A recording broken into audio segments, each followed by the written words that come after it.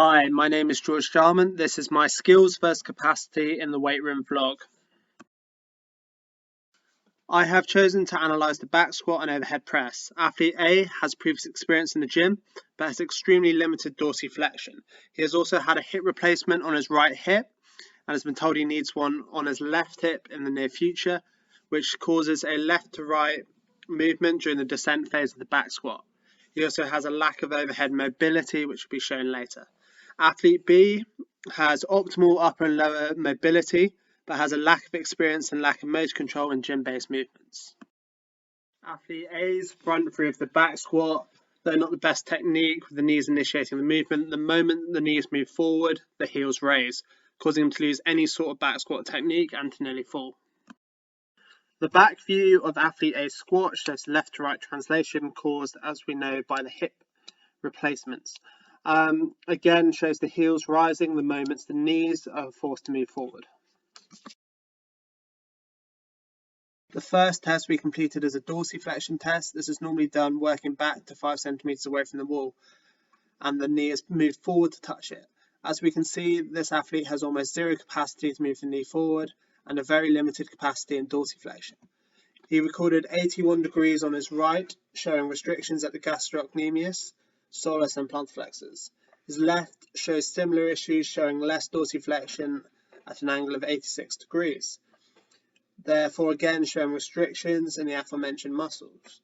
With this in mind, it would not be appropriate to load a barbell on this athlete, and this shows to be a capacity issue.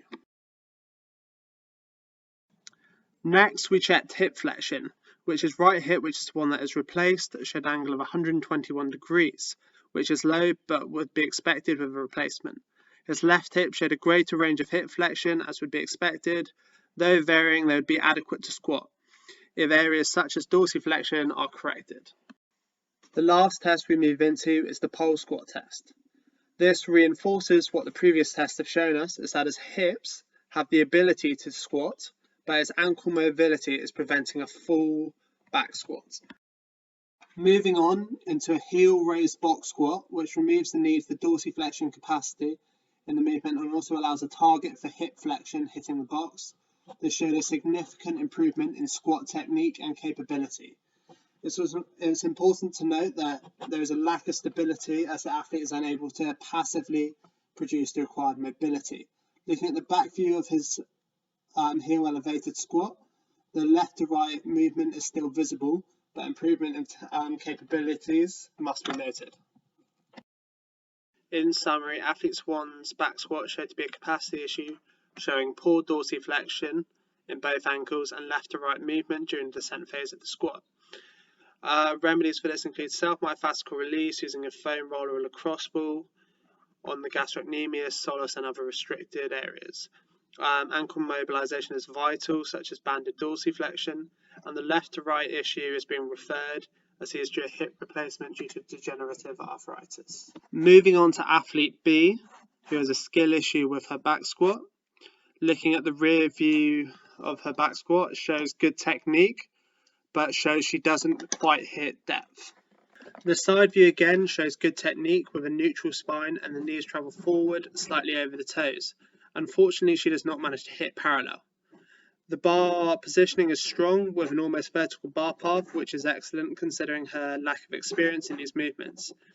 Ankle dorsiflexion showed to be 78 degrees, which is good, and knee flexion showed to be 67 degrees at the bottom of the movement, which is not parallel. Therefore, we need to run some tests to make sure it's not a capacity issue. First, I checked hip flexion. Her right showed 137 degrees and left showed 140 degrees, both showing adequate mobility to perform a back squat. Then using the dorsiflexion test to check for adequate dorsiflexion in ankle and good forward knee movement capabilities. Her left ankle showed 70 degrees of ankle flexion and good forward knee movement. Her right ankle again showed good dorsiflexion at 76 degrees and good knee movement. There is a slight imbalance from right to left, but both showed good capabilities to back squat. Finally, using a pole squat to ensure she can reach full depth in the squat. With this achieved, we can assume this is a skill issue rather than a capacity issue. So the skill issues are lack of familiarity with the back squat and the motor control during the back squat. Moving back to the back squat and considering what the tests have shown us, I added in a box to give her a target for hip flexion and depth, then went on to slightly raise her heels during the movement. Additionally, adding the cue of bracing her core and keeping her head slightly raised showed a marked improvement on depth in her back squat. Over time, slowly reducing the side of the box and increasing her familiarity with the movement will help her general motor control and overall technique. In summary, athlete B showed to have a skill issue with the back squat. These were the lack of familiarity and motor control with the movement. To combat this, we introduced a box which can be lowered over time, which will help with motor control, and over time will help with familiarity. We also added in additional training cues, such as bracing the core and keeping the head slightly raised, which showed a vast improvement on technique.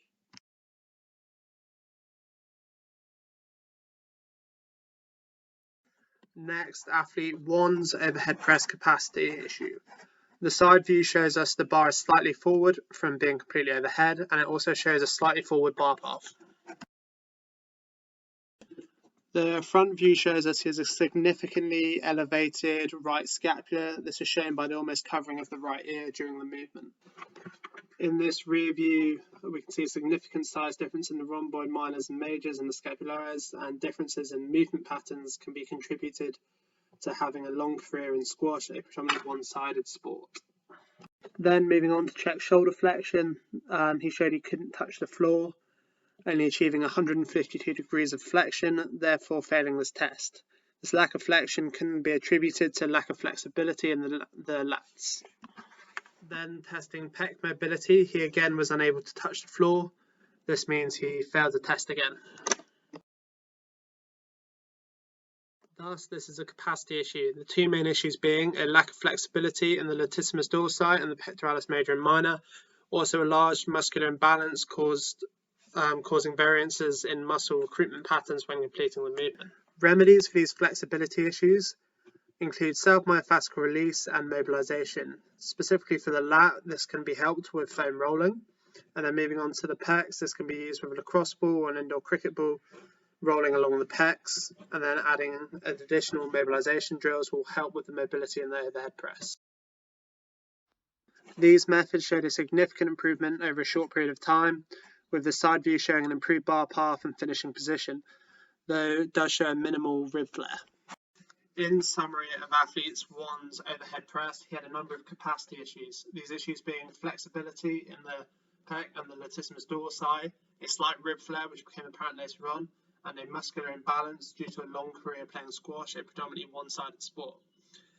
Remedies include self-myofascial release and mobilization using foam rollers and lacrosse balls on the affected areas. Coaching cues such as bracing the core will help reduce the rib flare, and the muscular imbalances will need to be referred. So, athlete 2 overhead press skill issue.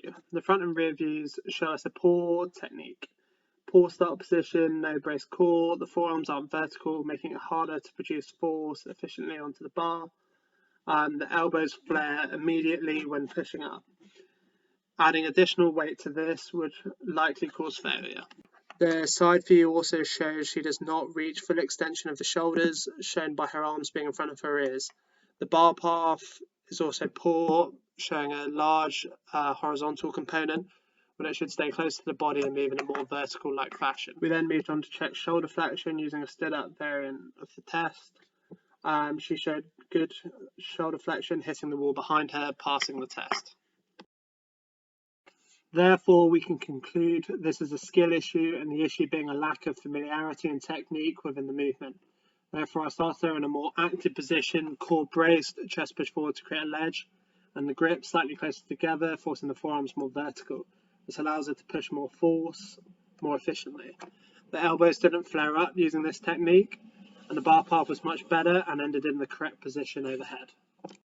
In summary, athlete 2's overhead press was a skill issue, the issues being lack of technique and lack of familiarity. The solution was to bring the grip closer and start in a more active position. The coaching cues I used for this were to brace the core and push the chest forward to create a shelf. This technique helped the movement in its entirety.